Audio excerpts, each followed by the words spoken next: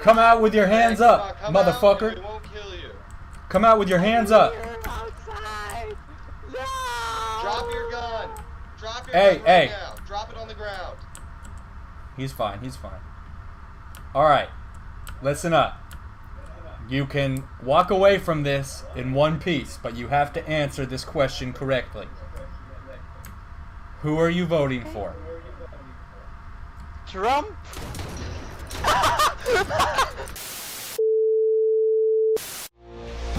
What's going on, people? My name is Batman, and DLC in its many forms is perhaps the most controversial issue in gaming right now. Over the last few years, we've seen an aggressive evolution of how much DLC, how many different kinds of DLC are being forced on us by essentially every game we buy. Many people feel that these practices are ruining the industry. Day one DLC, exclusive content, pay-to-win microtransactions, these new RNG gambling systems like you have with the Black Ops 3 black market, where you put in real money and then only maybe get the thing you were trying to buy, and of course, cutting content from the main game and selling it off in pieces for an extra profit, which is Destiny's original sin. Destiny in particular has really been ground zero, not only for a few relatively new kinds of DLC, but also for this rather novel and frustrating strategy of pushing several different kinds of DLC plans on us all at the same time.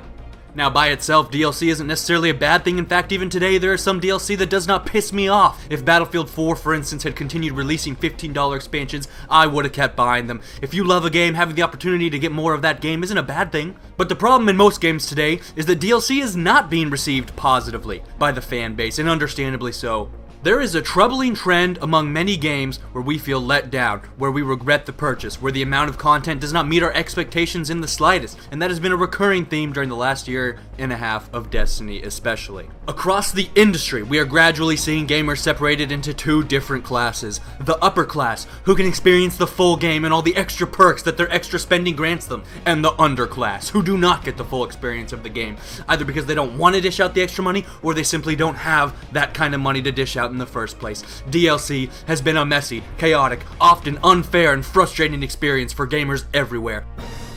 Many of us see DLC as a net negative for the industry as a whole, but it doesn't have to be that way. I do think that under very different circumstances, DLC can be a very positive thing. The problem right now is that this industry is suffering the consequences of market forces beyond the control of any publisher or developer. It is no big secret that many Americans, many citizens around the world, are very unhappy with the state of our economy. And to understand how that economy affects our industry, we must first understand what the whole purpose of DLC is in the first place. DLC is the answer to a problem that the industry has faced for a while now, which is that the cost of making games, especially big AAA titles, has gone way up. The quality of games these days is much higher, the graphics, the amount of detail. When you think about how much more time it takes for a 3D artist to go through and insert every little freckle, every wrinkle, every pimple to make sure all the shading and the light and the reflections are correct. They gotta hire way more artists. You know, back in the day, you didn't have actual actors coming in and putting on those funny suits so they could get beamed into the game, right? When you look at what Battlefront is doing with the photogrammetry and having to travel to these real world places, when you think of like destructible environments and Battlefield and Levolution and all the work that would have to go into that shit as compared to old Battlefields, not to mention now motherfuckers are having to host dedicated servers and a lot of them, plus all the post-game support in general that's required these days, and it's the amount of stuff they put in too, right? Like, you know, back in the day, for most shooters, a campaign by itself was considered a full game. And back then, things like, you know, zombies third game modes, wave defense third game modes, these really expansive multiplayer modes with a million different playlists and game types, these would be considered separate games back in the day. And sometimes nowadays they'll even have 3 separate development studios working on each part of the game. That's what we saw with Call of Duty Ghosts, because it requires 3 times the amount of manpower that it used to. So in a way, you could argue they are developing 3 separate games and sticking them all together, and yet the price of the game for the consumer does not triple, right? It's not like we had to start paying $180 for a game. At least not at first. Not that long ago, in 2007, Halo 3 had a price tag of $60 million. 7 years later, Destiny was $140 million, and yet both those games were sold for only $60. Not to mention inflation, so that $60 is actually worth a little less than it was back in the day. A majority of the games we see today stick to this $60 price tag, with the obvious exceptions of, you know, games that have been out for a really long time or indie titles and such. Now, why is this? How come when the cost of development goes up, the publisher does not raise the price of the product they are developing along with it to accommodate those new costs, right? Because then we wouldn't buy it, alright? This is a key concept when discussing the laws of supply and demand. If they price the game at $70, a lot less people would buy it. Enough so that it's less profitable to raise the price, because if you raise the price by $10 but lose 30 of your customers who don't want to dish out the extra $10, then you're losing money by raising the price. And that's why, despite how much more expensive game development has become, games have remained $60. That cost has not, at least on the face of things, been passed on to the consumer. Now, part of what has offset game development costs on the developer's end is that for a while they were able to reach more customers. The better the games got, the more customers they received. And that's ideally how the industry is supposed to work. The better they make the product, the more customers they earn. But there was a ceiling on that. At a certain point, they were no longer able to reach new customers. There was a period of time during which we saw sales rising dramatically with each new version of any game. And during this time, we saw every new game sequel improve dramatically over its predecessor, whether it's Halo or Battlefield or Call of Duty. But then, once we see total sales stop climbing, we see game quality start to stagnate. This is when sequels stop feeling like sequels, when a game like MW2 could have been a sequel to Ghosts, even though Ghosts came out 4 years after MW2. Whereas, if you compare MW2 to Call of Duty 2005, which I think was like COD 3 or something, you would never think that Call of Duty 3 was a sequel to MW2. You see what I'm saying? Even though there was the same period of time in between the two releases. So at some point, game quality stagnated. And I would argue that this is because sales stagnated. Now, you might ask, well, what if it's the other way around? What if demand fell off because the game quality stagnated? It's kind of like chicken and egg. I'm saying game quality stagnated because sales stagnated. But some people might say, well, what if sales stagnated because the quality stagnated? But if there was any evidence that this was the case, surely publishers would have recognized this and started releasing better and better games again to get more and more customers, just like they did for a decade in the 2000s. If that strategy of, dramatically improving the game and seeing dramatic sales improvements, if that was working so well for so long, where investing heavily in each new sequel resulted in huge gains in sales, they wouldn't abandon that strategy without good reason. And they wouldn't all do it at the same time around 2010, 2011, unless they were responding to something external, which I think is a steep decline in demand. The decline in industry sales actually precipitated the drop-off in overall quality of the games, the AAA titles we love. Now, companies are always going to do whatever is most profitable. If they had any evidence that further investment in quality would break that ceiling and result in higher profits, I really think they would have done it by now, because all it takes is one company making that decision to develop a significantly higher quality title to force the other major titles to do the same in order to stay competitive for market share. So I would argue that once demand for games levels off, and as the cost of game development continues to rise after that demand levels off, that's when bad things start to happen, okay? That's the premise of this commentary. Because at that point, there are no longer meaningful returns on investment in higher quality games. When you've hit that ceiling of demand, investing more money into making a higher quality game isn't going to result in an increase in sales. And that discourages companies from spending more on making their game better because the return on investment is diminished. And so that's what I would argue drives the stagnation of game quality and encourages less consumer-friendly DLC practices, because now the best way for publishers to make money isn't to make better games, but to spend less money on the games they do make and spend more time, nickel and diamond customers that they already have with these weird deals like the RNG gambling thing, where they're making a shitload of money with literally having to put no effort into it. It's just this sort of specially designed deal that screws people out of money. So I think the problem is that industry demand has leveled off. In the past, I've talked about some of the problems they face expanding overseas, but today I want to talk about why there isn't more demand here at home in advanced economies like the United States. As of today, the ceiling for game demand is about 27 million people, which was the record MW3 hit. Black Ops 1 was about 26 million, Battlefield 3 hit 20 million, Skyrim was 20 million, Black Ops 3 is presently around 20 million as well.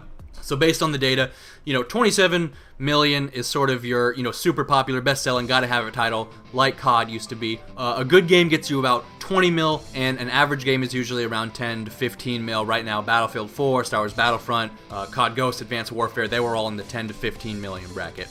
And publishers, before these games release, usually have a decent idea of where their game is going to land on that scale. That's what business majors do. They have teams of people that look at data, user metrics, how many people are watching the trailers, how many pre-orders there are, how much media attention the game's getting, how much the focus groups enjoy the game, and probably a million other really interesting ways to measure the shit beforehand that we don't even know about. But they crunch the numbers, they come up with an estimate of how well the game will do. Is it an upper tier 27 million game? Is it a lower tier 10 million game? And then based on that, that's how they decide, okay, how much money are we going to pour into this game? Now, if you'll recall the Battlefield 4 lawsuit controversy, That was because EA had basically told potential investors they had calculated the game was gonna do really, really well, which in theory it should have, because again, Battlefield 3 was 20 million, and Battlefield 4 was just a slightly better, if very similar version of that, right? But the problem was, because of the terrible launch, what should have been a 20 million upper tier game ended up being a 13 million middle lower tier game, right? So the investors were understandably pissed off because they felt misled. Now, the exception to the ceiling rule is Grand Theft Auto, which hit a whopping 65 million. But I consider that game sort of in a league of its own just because it has such wide appeal. I mean, fucking everyone gets that game. My girlfriend's little sister got that game. And I could make a whole commentary about why GTA sells so well. Maybe I will, but for now, and we are going to talk about it a little more later on in this commentary, but for now, just keep in mind that no other $60 game ever even comes close to that 65 million mark. I mean, very, very few games even come close to the 27 million mark that MW3 hit back in 2012. Ultimately, what I want to talk about in this commentary is what sort of larger economic conditions would be required to increase industry demand to such a point that 65 million was the norm for any top tier game, and that 27 million was the norm for any lower tier game. Because at that point, because return on investment would be so high, the incentive to invest more in the quality of the games would skyrocket, and the worst games in that scenario would be better than the best games today. What I'm basically saying is, one of the biggest problems with our industry right now, and with our economy in general, is that people don't have enough money to spend. Gamers don't have enough money to spend.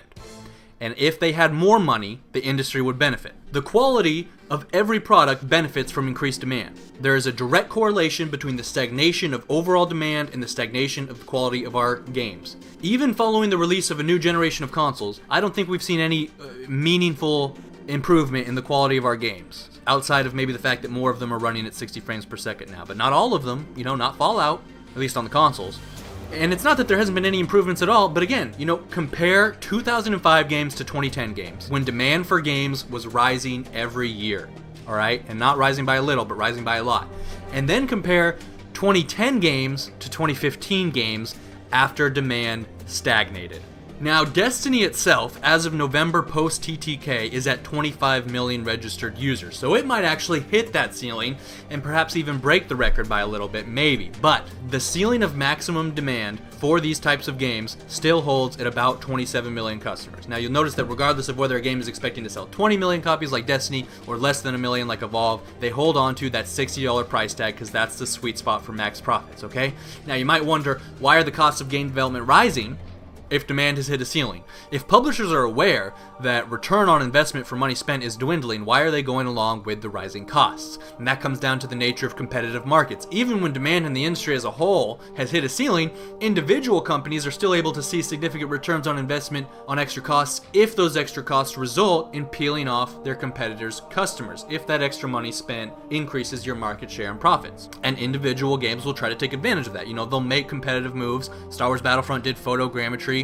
And the problem is, when one game decides to pimp out its graphics and include a shitload more content, other games have to follow suit, and so it becomes an arms race. But because industry demand, the amount of customers and how much they are willing to pay, isn't rising with the escalating costs of staying competitive in said industry, companies are spending more and more money basically just to defend the market share they already have. Because otherwise, then one company who was willing to spend the extra money would wipe out the competition. So when they all escalate the arms race together, they all end up spending more money without necessarily making more money, because they're just protecting their market share from one another. So the costs of development are rising because of the competitive nature of this industry, and what I would argue is that the DLC is their way of generating more revenue to account for the costs of that competition. We are funding their arms race with DLC. Now, to an extent, this is how it's supposed to work. They compete, we win. But the problem is, so long as that competition is confined to the present ceiling of demand, any progress in the quality of games is going to have to be accompanied by an increase in efforts to squeeze more money out of us with DLC in the name of defending their own market share. So long as this industry is unable to reach new customers to increase demand, DLC practices are only going to get worse, because if the cost of the escalating competition can't be accounted for by new customers, it has to be passed on to us in the form of these abhorrent paywalls that piss us all off. Until there are new customers, DLC is going to be every game's primary sales strategy, because it's the only path available to make more money when you can't attract new customers. Now, to understand why DLC is their primary revenue strategy, despite the negative pushback it inevitably receives from consumers, we must first understand the way DLC works, why it's such an effective tool for raising revenue.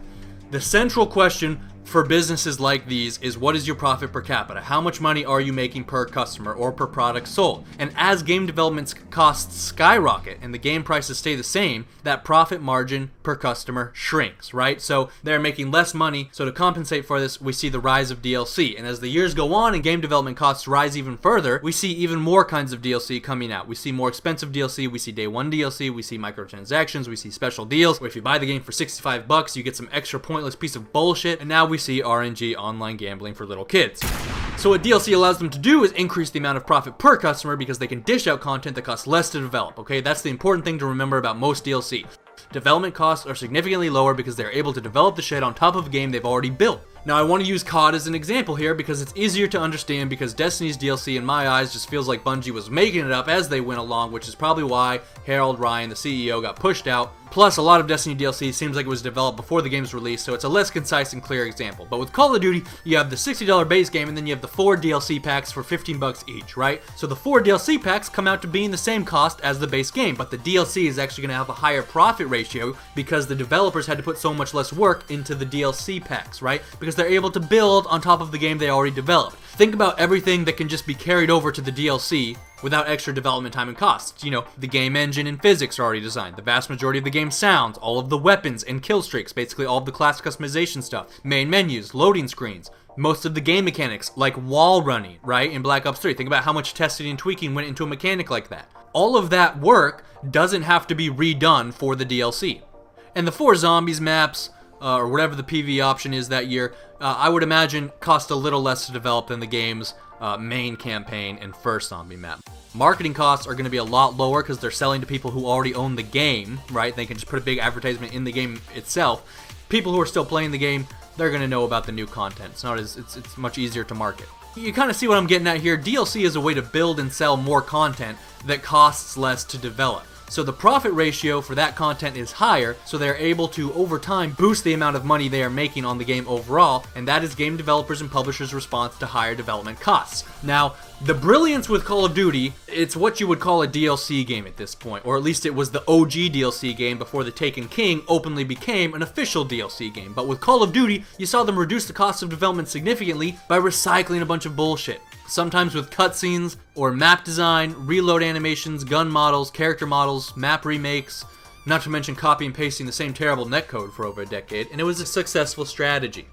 Now with the Taken King, they're basically just taking it one step further, right? Instead of going through the trouble of making a new game, why not just make a big ass piece of DLC and sell it as if it were a game, right? So the Taken King is $40, but I would bet good money that the profit per unit sold is probably in the same ballpark as what they got for the main game because it costs $20 less, but that price drop off is offset by how much less costly it is to build DLC as opposed to building a game from scratch, right? They didn't have to build 4 new enemy races. They just had to give the enemies from the base game a modest reskin. And so the result is that they're probably making about as much money off the Taken King as they make on selling a full title for $60 because it costs so much less to make. So by doing this kind of stuff with DLC, publishers gradually raise the overall return on investment they got for any particular product. So the base game Destiny was $60, but when you add in all the extra profit they were able to turn off of all the DLC and Mountain Dew deals and microtransactions and collector's edition bullshit, well then the price of the game is more like $150, which is a selling price more in line with what they would actually want for the amount of money they spent developing and marketing the product. And then the primary benefit of DLC being easier to make than a new game is that it can be developed and released much more quickly. If a new game typically takes at least 2 years to push out, that means that during those 2 years you aren't competing for all the disposable income, aka fun money,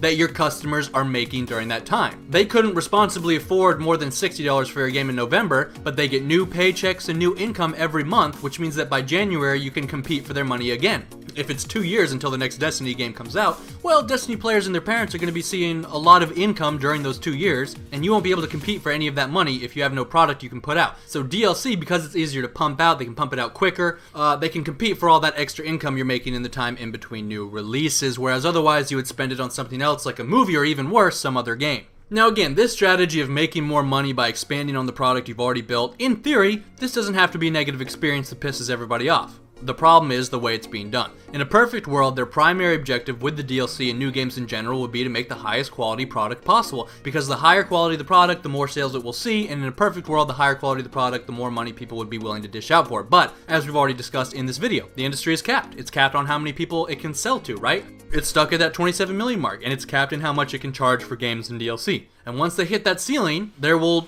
be no meaningful return on investment for making the product better than what it needs to be to hit that ceiling. Now, every product hits this demand limit eventually, a point where taking the time and spending the money to add meaningful upgrades to something, like the iPhone for instance, isn't going to result in the kinds of increase in profits that would justify the amount of money the company spent upgrading it. Because they can't raise the price without hurting sales, and at a certain point, if somebody hasn't bought an iPhone yet, they aren't going to decide to buy it now just because it now has this particular improvement, right? Or at least not enough people are going to be convinced to buy it for that particular improvement to account for the costs of implementing said improvement. With a game like Call of Duty, you know, the campaign, zombies, and multiplayer are each going to increase sales, right? Some people buy it just for the zombies, some people buy it just for the multiplayer. A lot of people won't buy it at all if it doesn't have a campaign, which is what we learned from games like Titanfall and Evolve, or if it doesn't have multiplayer like that Wolfenstein game. So investing in each one of those modes does see a meaningful return on investment in the form of higher sales, right? But something like a map creator, you know, Forge mode type thing, which is typically a rather complex mechanic both for them to build and for us to play with, that has a more limited appeal than something like the campaign. That's not necessarily going to see a return on investment, and there are any number of really interesting game mechanics or game modes like that, where the developers say, hey, you know, this might be something really cool to add to the game, but it's probably not going to result in a high enough increase in profits to justify the money put into building it. You know, even though there are plenty of Minecraft enthusiasts out there, you know, other build map creator, map customization fans out there, they aren't necessarily going to dish out the $60 in high enough numbers for our Call of Duty map creator mode, even if it's super cool, because in today's market, most gamers are very limited in how many games per year they can afford. And so in a lot of cases, no matter how hard a developer tries to appeal to new customers, the money simply isn't there for those customers to give the developers appeal an honest chance. Now, this demand limit fluctuates based on a lot of factors. You know, when it comes to the iPhone, for instance, if China has a great year of economic growth, the iPhone will see an increase in sales over there, and that speaks to the larger point I'm making about how our domestic economic policy plays a role in the quality of our games. But those kind of things are hard, if not impossible, to predict, and completely out of individual companies' control. You know, Apple can't control economic conditions in China or the United States, and neither can Activision. So when they reach that point, they have to find ways to make more money without spending extra money. Now, how do you do that? Special deals and discounts, planned obsolescence. Right, so with the iPhone, what they'll do is release a new version that they would argue is a better version, but which many others might just see as a different version, right? You know, when they do seemingly pointless shit like the 5S has a somewhat bigger frame, or it has an upgrade but hardly one that justifies a whole new phone purchase, like the ability to take panoramic pictures or something like that. You know, the differences between the last 2 or 3 iPhone releases were pretty trivial. And then you have something like the iWatch, which is just an iPhone that you strap to your wrist. I mean, it's different. It's a different take on the iPhone experience, but it's not objectively better. You know what I mean? But when they do that, when they release those kind of products, they can charge full price. Or with something like the iWatch, they can charge something absurdly more expensive than full price, even though the iWatch isn't necessarily that much better than the iPhone, even though they aren't really having to pour a significant amount of resources into simply re-releasing a product with minor changes. And you know, not that turning the iPhone into a watch is totally meaningless, but it really just seems like a hollow gimmick in terms of what it's capable of when you compare it to some of the improvements we saw over the last decade. You know, when they first turned the cell phone into a mini computer, when they first made the move to touchscreen. Hell, even further back, when we first switched from CDs to the iPod, you know, those were huge and objective improvements that everyone agreed improved the user experience and justified the extra money spent. So with the iPhone, they've been making either simple changes or very modest improvements and then acting as if it's a whole new phone that deserves a brand new name and to be charged at full price, or even much more than full price. And this is how they market the product after they've hit max demand. People aren't willing to pay more, and they've reached every customer they can. Because let's be honest, if you don't have an iPhone by now or some other smartphone, you know, you're probably not going to suddenly up and get one just because it's received, you know, some fancy upgrade. Either you don't need it or you can't afford it at that point. And so when they've hit max demand, they're stuck having to resell shit to the customers they already do have, right? They're stuck having to find clever ways to milk the customers they already do have. And that's the difference between something getting better and something being different. And this is a problem in the gaming industry right now, especially in relation to consoles and gaming PCs. That shit is expensive. And a lot of people can't scrape up, the $500 or the $1,000 for a PC, which means that games can't be sold to those people, right? There are probably millions and millions of people out there who would buy games and play games if they could afford something to play them on. And it's been especially a problem since the new generation of consoles came out, because with the 360 and PS3, you had, millions and millions and millions of older versions of the consoles that were in circulation, that could be sold for cheap or used. You had people buying them from their friends. Somebody gets the 360 Elite and then they take their old one and give it to a friend for his birthday or whatever, shit like that. So just a bunch more consoles in circulation in general. And it's going to take a long time for the X1 and the PS4 to catch up to that. And until then, games will have an even smaller pool of customers they can reach than they already had, even when the 360 and the PS3 were current, which means even less return on investment, which means even less incentive to spend more money making the game better, and that much more incentive to nickel and dime motherfuckers with shit deals, recycled content, bogus ass marketing campaigns, failed launches, false advertising. Because in their eyes, spending more and more money on the product isn't going to result in higher profits if there aren't new customers to reach. It's about finding ways to boost revenue without spending money, and that just comes down to deals and magic tricks like releasing what is basically the same phone in 90% of its capabilities and overall function 5 years in a row. And gaming is in the same spot right now.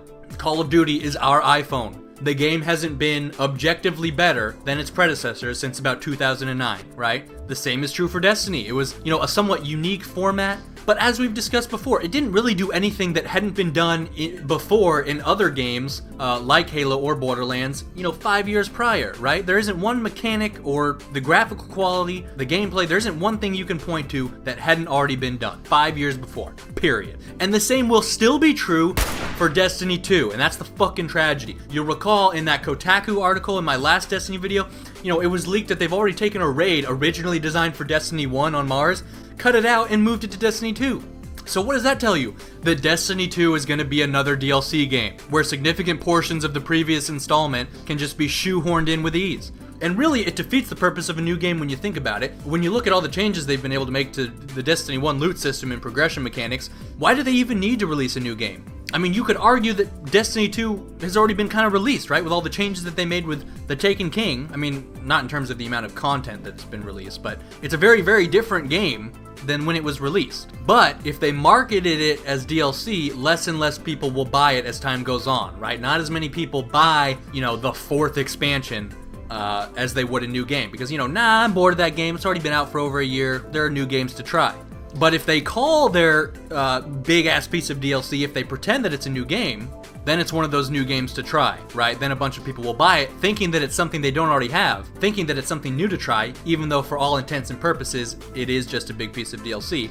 And eventually they'll figure out, and many of them may feel a little let down, just as so many people have felt let down by COD over the years, because it's, and I quote, the same thing every year, right? So with The Taken King, they can release the big piece of DLC, big DLC game, and people won't bag on it too much because, of course it's the same thing, it's a piece of DLC. But they can only do that for so long because, less and less people are going to buy each DLC pack as they grow less interested in the game. So at a certain point, you pretend that your next piece of DLC is a brand new game because that re-spikes people's interest because they'll think it's something new. But of course, it's not. It's the same shit with the iPhone. They add in panoramic photos and release it at full price, and millions of people, if not tens of million people around the world, will re-buy the shit, waiting out at midnight for every re-release, even though they already have the thing, and paying full price for a new phone that isn't actually that new, and again, in 90% of its capabilities, is the same phone. Or they'll get something like the iPad, which is an iPhone that doesn't make calls and won't fit in your pocket. And in fact, sometimes they'll come out with a new feature on the iPhone and people will be like, hey, that feature was already available through the App Store on the old iPhone, right? But just think about how awesome that is from Apple's perspective. They get to charge full price for this iPhone, but think about how much less work went into adding panoramic photos as opposed to designing the original iPhone from scratch, right? But they get to charge the same amount for each. It's the same shit with COD and, Assassin's Creed and Far Cry kinda, and Destiny especially. A lot of games do this now. They copy and paste as much from one game over to the next as they can. Quote-unquote new games that are so absurdly similar to their predecessors that they could have just been DLC. But they are marketed as new games because it sells. But it's a shit long-term strategy because as more and more people experience more and more disappointment with what they thought were new games, but turned out not to be, it does long-term damage to the franchise, and unsurprisingly, we've seen franchises like COD face a steep and consistent decline in sales over the last 5 years, right? They haven't come even close to that 27 million mark in ages. And the same is true for the iPhone. And it's a bad cycle because people get turned off, then there's less and less sales, then companies are pressured that much more to make money in some other way besides new sales, because they're losing sales. So okay, now we have to copy and paste even more. Now we have to do even more DLC. Now we have to make the DLC even more fucking costly some way, more tricky. So I would argue that when products hit max demand, that's when they have to start making money without spending money. And in particular, when development costs continue to rise after they've hit max demand, right? So like, you know, McDonald's, when they hit max demand, it's not like burgers are gonna get a million times more expensive randomly after they've hit max demand. But with gaming, we're seeing this problem where they aren't selling more, but they are getting more costly to make. Especially because games also have to compete with, you know, in terms of the industry itself, it has to compete with other entertainment industries, right? It's like they don't want you spending your time binge watching, you know, Netflix or whatever else. And so they're really having to, you know, step up their game because every entertainment industry is always pushing it to the limit. They want to make sure they're on your screen, not a TV show, not a movie, or whatever else. So when they hit max demand and they have to start making money without spending money, that's when we start seeing things like recycled content, you know, copy and pasted content. We start seeing more and more paywalls, microtransactions, Mountain Dew quests. That one really pissed me off. That's when they start trying to mislead consumers about what's new and what's not. Oh, Ghost is on a new engine. Every new COD is on a new engine, you know, whatever you want to call it. It's cheaper to say this feature is awesome than it is to actually make an awesome feature. I would argue that everything that pisses gamers off about the way games do business these days is to some extent caused or at least encouraged by the fact that this industry has hit its max demand and that it can no longer consistently make more money, generate more sales by spending more money. So the question is, how do we increase demand? And that's where politics and the larger state of our economy come into play. Now, when we talk about increasing demand, I'm not necessarily saying that we need more people to get interested in gaming. Plenty of people are already interested in gaming. It has, by many measurements, been more popular than any other entertainment industry over the last half decade. Worldwide, there are 1.2 billion gamers. In the United States, we have 155 million people playing games. And what's interesting is that when you look at cheaper or free games, the amount of players on those games typically skyrockets past the, 27 million player ceiling that most $60 AAA titles have been stuck at. Minecraft is topped 70 million, League of Legends is 60 million, Dota 2 is 40 million. And keep in mind, none of these games poured nearly as much into marketing and advertising as your typical $60 title does at launch. What these super popular games have in common is that they are either free or very, very cheap. And more importantly, they don't require incredibly expensive systems to run on. There isn't an affordability barrier there. Pretty much anyone with even a basic PC or a phone has easy access to these games. Now, that's not to say that those are the only reason those games do well. I mean, they are all very good games. And you might wonder, well, Batman, are you sure there's going to be crossover appeal between games like Minecraft or Dota and the $60 AAA titles we want to see improve? Yes, I do, because there's a very diverse selection of these $60 AAA titles we're talking about. You got games like Shadow of Mordor, Dying Light, Evolve, Fallout, COD, Battlefield, Assassin's Creed, whatever else. The evidence tells us they are all stuck in the same ceiling of demand right now, and they are all doing the same recycled, re-release bullshit. There are 155 million other gamers in this country, 1.2 billion around the world. And I think every single one of them could find at least one AAA title to fall in love with if the shit was more affordable. You're telling me that of the 1.2 billion gamers in the world, that only 20 million of them enjoyed a game like Skyrim? And that's the other reason that I don't think it's sort of the other way around, where sales have stagnated because game quality stagnated. Because there have been a couple great releases in the last couple years, and even they don't do that well. Or, they do well, but not, even they don't break the ceiling of demand. And even the lower quality games, your Black Ops 3 or back in the day, your Black Ops 1 or MW2, which were, I think, the two most popular and my most enjoyed Call of Duties.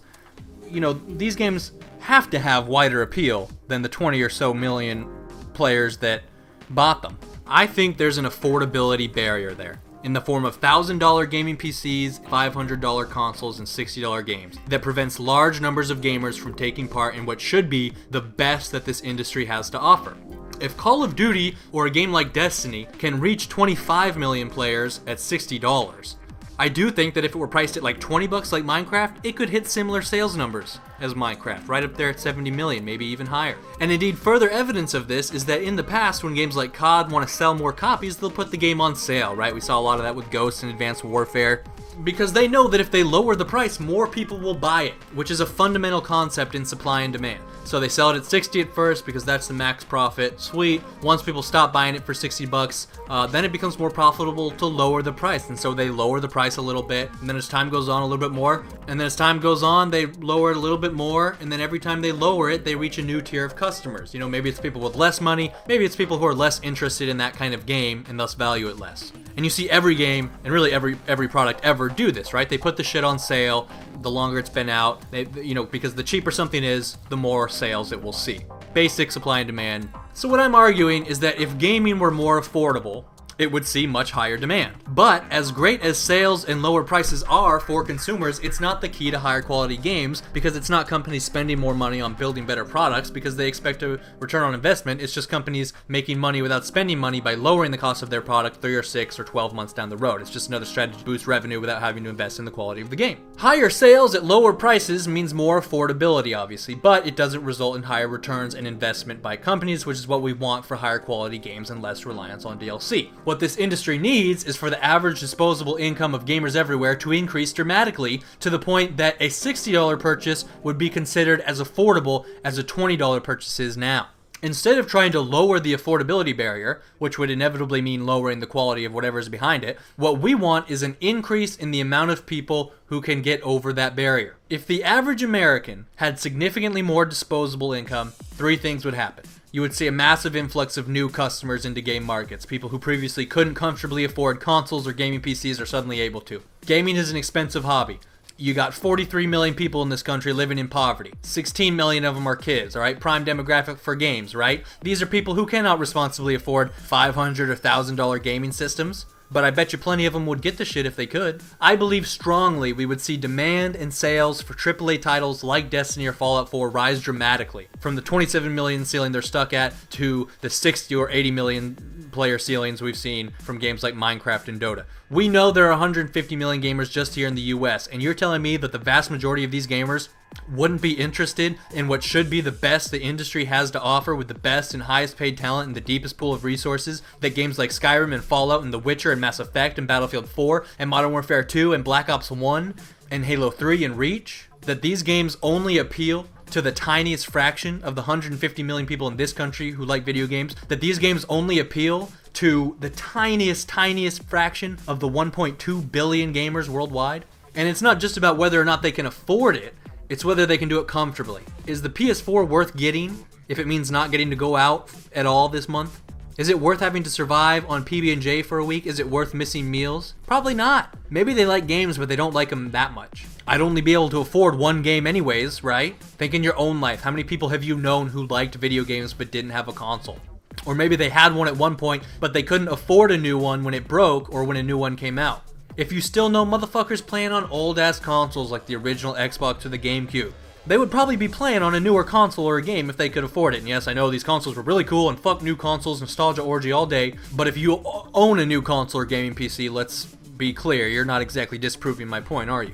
Not only would you see new gamers, you'd see present gamers buying more games. Think back over the last 2 years and think of any games you wanted or thought looked cool that you never got because you could only afford so many games that year. I can think of like a dozen over the last 2 or 3 years that I would have bought that I didn't. Or I had to wait until they had been on sale for hella days. Just ask yourself, what would you do with an extra $100 every week? How much of that would go towards gaming? We know the economic science tells us that when people have more money, they spend more money. The first and most widely recognized determinant of demand is income. When you look at a game like GTA 5, it soars past the ceiling. It hits 65 million, right?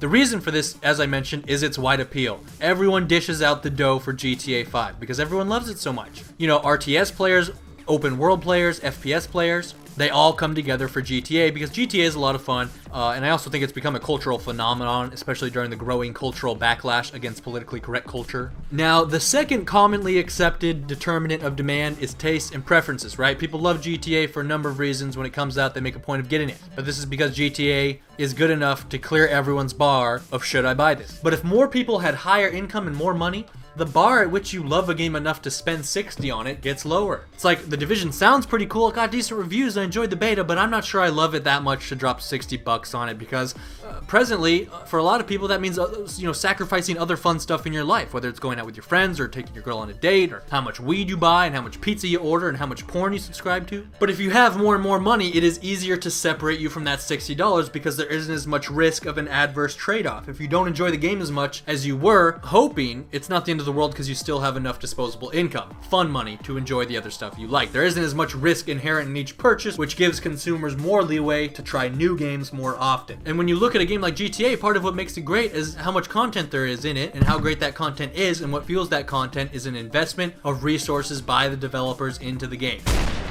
GTA, I'm sure, did their market research and they knew it could get 3 times the sales, so they made 3 times the game because they knew there was a realistic return on investment of every dollar spent. What if other games could realistically expect those kinds of sales? What if the quality and quantity of other games' content was regularly on par with what we see from GTA today? It would be incredible. Combined, the new consoles have sold nearly 60 million units. I bet every one of those console owners would be interested in a new game. But the problem is there isn't as much freedom for gamers to expand outside of their core genre, right? The current system promotes monopolies because more and more people only buy the top games. When people can only afford 1 or 2 games during the fall season, most likely that money is going to what they expect to be the most popular games because that's rationally where they expect to get the most out of their money. It makes it much harder for games like Evolve or Borderlands or Rainbow Six Siege to break out. But if more gamers had more money, these kinds of less popular, sometimes niche AAA titles would have greater opportunities to break out, fueling greater return on investment for the developers, incentivizing further investment in the quality of the game, of every game. And when the lower tier titles like Rainbow Six Siege or what have you become better, well then the top tier games have to gradually step up their game to compete and make their games better too, because otherwise it's death by 1,000 cuts. Oh, all these less popular games like Borderlands or whatever are getting a lot better, and we're losing a few % market share to this game and a few more % market share to that game. Playtimes are way down, which means it's harder to move DLC. So we gotta up our game here. But that only happens if people have more money. You know, in this commentary I've been talking about the correlation between stagnation in demand and stagnation in game quality. Well, let's take a look at the correlation between the stagnation of wage growth and game quality, because the example is even more dramatic. Compare games from 2000 to 2008, when wages in the economy were growing every year, and then compare 2008 to 2016, when wages had stagnated after the Great Recession. You'll notice that there is a dramatic increase in quality in the first 8 years when people had more money, but then during the last 8 years, the improvements in quality have been marginal at best. And these benefits wouldn't apply to only gaming. Every industry would benefit from higher consumer demand and spending. It wouldn't be a higher quality industry, it would be a higher quality society, period. But you have to raise demand, which means you have to raise people's wages and income and net worth. Because presently, the average middle-class worker isn't making nearly as much as he was or his parents were, okay? You hear your fucking parents talking about how they worked their way through college. Like, go fuck yourself. Yeah, life was on easy mode back then. You could pay for college with a minimum wage job at McDonald's. Things have changed. Today's generation is coming into an economy on legendary difficulty, okay? Now, this much liberals and conservatives agree on. The average person living in this country isn't making enough money, that the economy isn't working for the middle class. They have very different ideas of what caused this problem. They have very different ideas on how to solve it. But everyone agrees that the average American needs higher wages. Now, I know many of you have already pledged allegiance to one ideology or another, and I don't have the time or the clout to change the way you see the world or politics, but I do want to make the case for one concrete policy proposal that is the quickest, simplest, easiest way to significantly raise the wages and spending ability of the middle class and gamers everywhere. And that is a minimum wage increase. Now, for this commentary, I'm going to be discussing the minimum wage largely in the context of the United States economy and its politics, just because that's where I know the specifics best, because this is where I live. But the economic concept and its incredibly positive effects applies all over the globe. Every country has a minimum wage, and most of them should be raised, and games and gamers will be better off everywhere because of it. And today I'm going to argue why that is. For the roughly half of you outside the US, I encourage you to keep watching because this is just as relevant to all of you. Now, in the States, a raise to the minimum wage increase has bipartisan support. 70% of Americans do favor an increase to the minimum wage. Now, it's largely a Democratic proposal, okay? President Obama supports it. So unsurprisingly, it doesn't get much love from the right. However, some prominent Republicans, such as John Kasich, they did support it at one point. Unfortunately, once he started running for president and when he was asked about it in a debate, he was like, well, I don't support raising the minimum wage. I'm just saying we did it in Ohio and it fucking worked. So maybe after the presidential elections and all the posturing is over, there will be a little room for a proposal such as this to pass. And for the record, I am arguing for the 10-10 figure, the $10, 10-cent figure that Obama proposed. I know there are many far left guys who think we ought to go to $15 an hour. I think that's a bit high presently. Plus, it makes it that much harder for anyone to agree to it. So for today, we're just talking about the $10, 10-cent minimum wage, okay? Now, in 2014, we saw 13 states individually raise their minimum wage. Now, right off the bat, this directly raises the income of the 2.6 million minimum wage workers in those states. But it gets even better than that, because what economists have observed over the years, as we have raised the minimum wage, is that there's a ripple effect that indirectly raises the wages of other low to medium wage workers too. Think of businesses as rungs on a ladder. After a minimum wage increase, the lowest paying businesses raise their wage to the new minimum. This leads the next rungs of higher paying businesses to raise wages as well, to increase their ability to recruit and retain workers who would have better options elsewhere due to the minimum wage increase. The minimum wage then filters its way out the labor market, with ripple effects declining in influence further up the ladder. Typically, a minimum wage job is something that anyone can do, and so companies pay the lowest amount possible because they don't give a shit who takes the job. Pizza delivery guys, for example. There's very little training involved. If the guy quits, he's easy to replace. But then there are jobs that businesses want slightly more competent workers for. For instance, a Best Buy floor salesman, right? They aren't going to take just anyone. They want someone with a winning personality because they have to sell the shit in person and be super personable. They want a competent person who knows how to make a sale. So they want to attract a higher skilled person to begin with. There's a smaller pool of people they're willing to hire. And what they also want is someone who isn't going to leave right away. They want someone who's going to stay around for a long time. This is a big thing. They don't like having to replace higher skilled employees because typically companies have to kind of invest in these employees a little bit. They got to train them, right? With Best Buy, you have to train them to know all about the tech products so you can explain the advantages and shit to the customer. They got to train them in proper sales etiquette. They got to train them in what they are allowed to promise and what they're not allowed to promise to the customer. And that's how it is with a lot of higher wage jobs that aren't in a specialized, field. The jobs that are in between minimum wage and other jobs that you would need a degree for, right? So every time they have to replace these kind of higher wage employees, it's costing them money, not to mention the time and money put into rehiring in the first place and the cost of operating an employee down for some period of time. So they don't like losing and replacing higher wage jobs like that. But if they are only paying minimum wage for that position, it's that much easier to lose that person to other minimum wage jobs. Maybe the Best Buy employee says, hey, this job has a lot of training and pressure and it's hard. Meanwhile, the pizza delivery gig is much easier, has much more flexible hours, and now that the minimum wage has increased, it pays just as much. So Best Buy has to pay a bit more to make sure they aren't losing that employee to other minimum wage jobs. So when minimum wage jobs are forced to increase their pay, the higher paying jobs above them have to raise their wages as well to make sure they aren't suffering high employee turnover rates or failing to attract high skilled workers in the first place. And that ripples through the entire wage structure, because then the higher wage jobs have to do the same thing the medium wage jobs had to do after the minimum wage jobs were required to start paying more. Now, the Economic Policy Institute has estimated that an increase in the minimum wage to $10.10 nationwide would directly or indirectly raise the wages of 27.8 million workers. Now, that figure was actually released in 2013, so the number might be a bit lower now just because, again, we know some states have already gone ahead and raised it on their own since then. So some of that 27 million already got their raise, though none of them got as high as the 10-10 bump. And something else to keep in mind is that half of all minimum wage workers are under age 25, right? Which is a big demographic for gaming, too. These are, your friends back in high school. These are high school kids who really, the only thing they're going to spend their money on at that point is games, right? Now, the primary arguments against a minimum wage are that, one, businesses will pass the cost of the raise onto the consumer by raising the price of whatever they are selling, or two, that said companies will cut jobs because they don't want to pay people more. Now, first of all, I'd point out the gaming industry doesn't involve a lot of minimum wage work. It's a specialized field, things like writing code and 3D modeling, so their costs won't be affected too much, and therefore they would only see the positive effects, for the most part, of their customers having higher amounts of disposable income to be fought for. But even if game development did involve a lot of minimum wage work, it wouldn't be a problem because the arguments against raising the minimum wage are bullshit. Other companies that do rely heavily on minimum wage labor, like Walmart or McDonald's, won't pass that cost on to the consumer because of the laws of supply and demand. As we talked about earlier in this commentary, we know that a company doesn't raise its prices just because its costs have gone up. Otherwise, games wouldn't be $60 anymore. They'd have stopped being $60 a long time ago.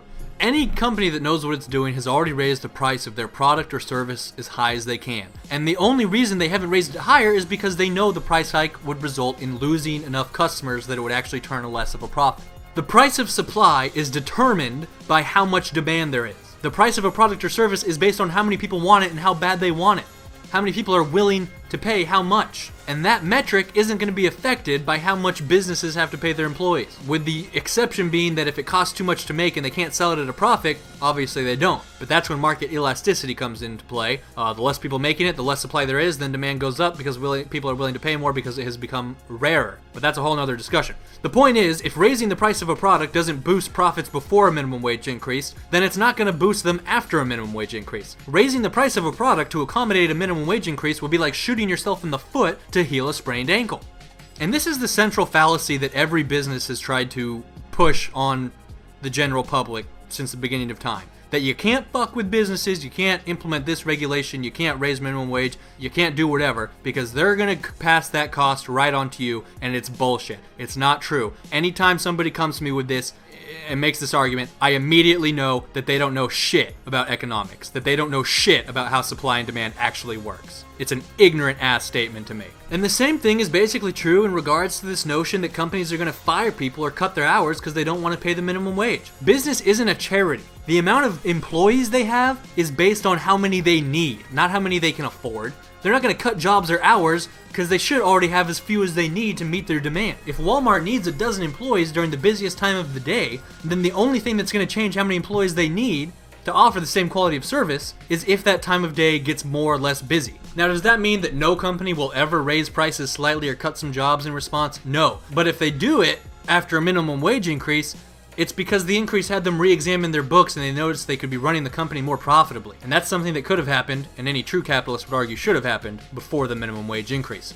Now, alternatively, what they could do is cut employees or hours and accept a lower quality of service. Things like longer lines at the store, longer waits for food at restaurants and such. But the problem is the lower quality might cost you business. I mean, have you ever pulled up to a fast food restaurant drive-thru and the line was too long and you're like, fuck it. Not waiting in that line, we'll go eat somewhere else. Or you do the same thing when you go to the restaurant and the lady is like, it's going to be an hour before you can get seated, right? And that's especially problematic because what we do know will happen when we raise the minimum wage is that demand is going to increase across the board. More people are going to have more money, which means they're going to be showing up at these restaurants in even higher volume, at these fast food joints in even higher volume. And we kind of see this with gaming too, right? They haven't had to necessarily account for a minimum wage increase, but as their costs have skyrocketed much higher than what a minimum wage could do, they've tried to aggressively cut costs, which is what other companies are doing when they cut staff. And Destiny is the perfect example of how cutting costs hurts quality and loses business. Cut content, recycle content, reselling content, the Mountain Dew quests, microtransactions, everything that has pissed people off about Destiny. These are hallmarks of a company trying to cut corners. They resort to tricks and misleading advertising, and that kind of behavior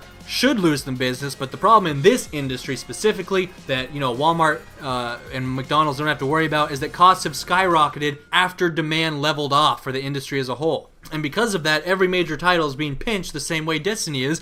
And so every major title is trying to weasel their way out with the same bullshit, whether it's launching products are fucking broken, or some RNG microtransaction bullshit or whatever. And so unsurprisingly, most gamers have a severe distaste for most major game publishers, and because they are equally guilty in sin, none of them are left vulnerable to one another in the same way a restaurant is vulnerable to its competitors if people are waiting too long for their fucking food.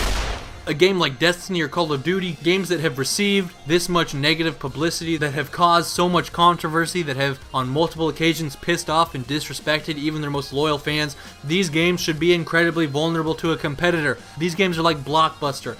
Everyone hates the shit, but there's nowhere else to go that's much better. We just need a Netflix to come along. If there was an increase in demand, these kinds of cut cost shenanigans wouldn't be as profitable or competitive because the amount of money they made acting like douchebags wouldn't be more than the amount of money they could have made off all the new customers they didn't get because they were acting like douchebags. All it would take is another company not acting like douchebags to gradually start eating into Destiny's market share. It's just that right now, because gaming has seen such a huge spike in cost of development while demand hasn't gone up, the amount of profit you get for not acting like a douchebag doesn't outweigh the profitability of douchebaggery. In a perfect world, all it should take is their competitors not cutting staff or not cutting content, retaining a higher level of quality to start aggressively eating into their market share and forcing them to do the same to stay competitive. But the key is increasing demand. The key is a healthier economy. This industry can only develop games that cost less than what their customers can pay. When you raise how much money the customers can dole out, you raise how much money developers can put in. And one very effective, simple way to do that is by raising the minimum wage. And if some companies are stupid enough to risk losing business by either raising prices or cutting staff and hurting the quality of their product or service at a time when, because of this nationwide raise, there's a higher volume of customers with more money to spend, then let them. Let them answer to the free market and its glorious wrath. With today's minimum wage, you could work full-time year-round and still live in poverty, and that's just not right. I want to live in a society where you have a right to the pursuit of happiness. If you work and you work hard, you have the opportunity to live comfortably and feed your fucking kids. And let me be very clear.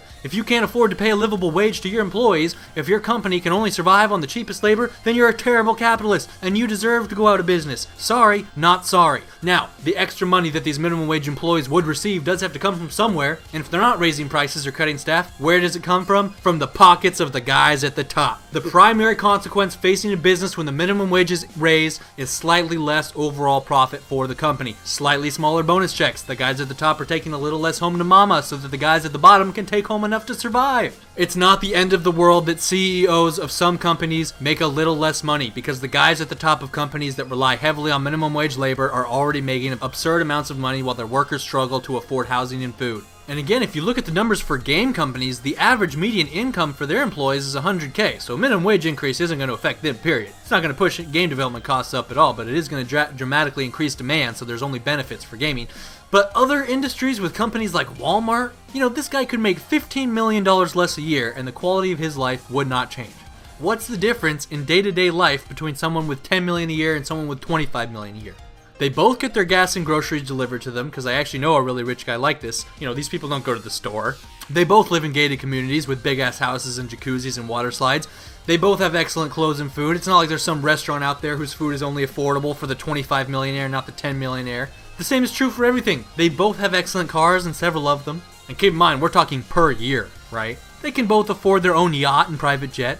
The guy with 25 million maybe gets to rent out Disney World and cruise ships exclusively for his family more often than the guy with 10 million. But they both get to do it if they want. Having to pay their employees a little extra isn't going to hurt the guys at the top. It's not going to affect their quality of life at all. Their cocks might not feel as large, but that speaks to deeper insecurities that money wasn't going to solve anyways. It's not going to hurt them, but at the same time, it's going to make a huge difference in the lives of the employees who are getting paid more. When the washing machine breaks, you can fix the motherfucker. You can buy more games. You can eat 3 meals a day instead of 2. Huge differences in the quality of their lives.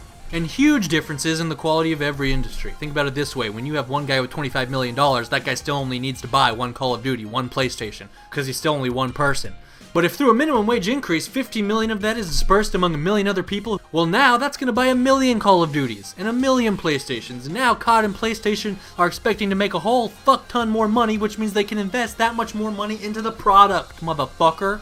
And the guy who had 25 million isn't going to take a hit to his quality of life because he's still got 10 million. But even better, the quality of his life is going to improve because the quality of society is going to be even better. If COD and PlayStation make better games and consoles, the guy with 10 million benefits from that. And the same is true for every industry. Better movies, better fucking bicycles, whatever you can think of. The guy gets to live in a higher quality world. His life is going to be better without that money, because he's giving society a chance to flourish and do something meaningful with it, as opposed to him just pissing it away on an extra car or another fucking jet or more cocaine. A higher quality society, higher quality economy, a higher quality world that is only available when the wealthiest citizens among us agree to some degree of circulation in the economy. And the beauty of that is that as demand increases, as more people are spending more money, businesses grow to accommodate that. If people have so much money that they are showing up to Chipotle in even higher numbers and ordering more food, then Chipotle is going to open more stores, which means more jobs, which means more people with more money, which stimulates even more growth, and that's the beauty of an economy. And for all of these reasons, I support a minimum wage increase, and I hope you will too. For the sake of a higher quality gaming industry, for the sake of a higher quality world and a stronger, healthier economy, support candidates who support the minimum wage increase in this election. Or, if you can't bring yourself to vote for a Democrat, pressure whichever Republican candidate you do support to reconsider their opposition to a minimum wage increase. Now look, I realize this might piss some of you off who disagree with my politics, but I hope you'll stay around because everything else I do talk about on this channel, I strive to find a bipartisan consensus in. Voting with your dollar is a philosophy I think both parties can get behind. A free press, in this case YouTube channels, doing their best to keep businesses that shape our lives honest, those things we can agree on and work together to support, even if in this particular instance you think I'm full of shit. The For the Win query of the day is, which presidential candidate are you voting for this year and why? I love you all. Thanks for watching. Please remember to rate. This is Batman signing out.